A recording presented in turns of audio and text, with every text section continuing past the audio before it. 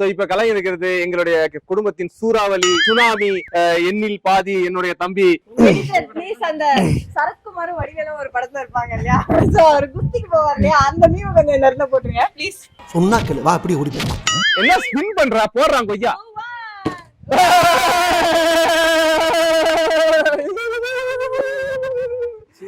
வைசி task கொடுப்பாங்க. இப்போ தோத்து போயிட்டானே. ஏய் லவபிள் ஹஸ்பண்ட்.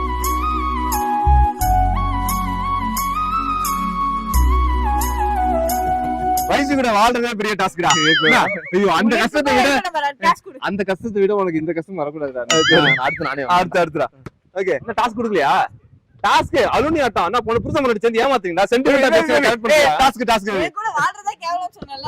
அவன் சொல்ல உன் கூட வாழ்றதே பெரிய டாஸ்க்னு சொன்னா. ஏன்னா அவ்வளவு ப்ரொபஷனலான ஒரு பொண்ணு கிட்ட வந்து ப்ரொபஷனலா நடந்துக்கிட்டா எவ்வளவு கஷ்டம்டா இருக்கு. சரி ஓகே டாஸ்க்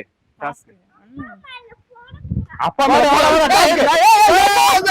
யார பார்த்து டாஸ்க் பிள்ளைக்கு உங்க அப்பனுக்கு டாஸ்க் கொடுத்தா நடிப்பேனே அம்மா. விஜயகாந்த் சார். தமிழ்நாட்டுல யார் மாதிரி வேணாலும் பேசக்கூடிய சூப்பர் மிமிக்ரி ஆர்டிஸ்ட் இருக்காங்க.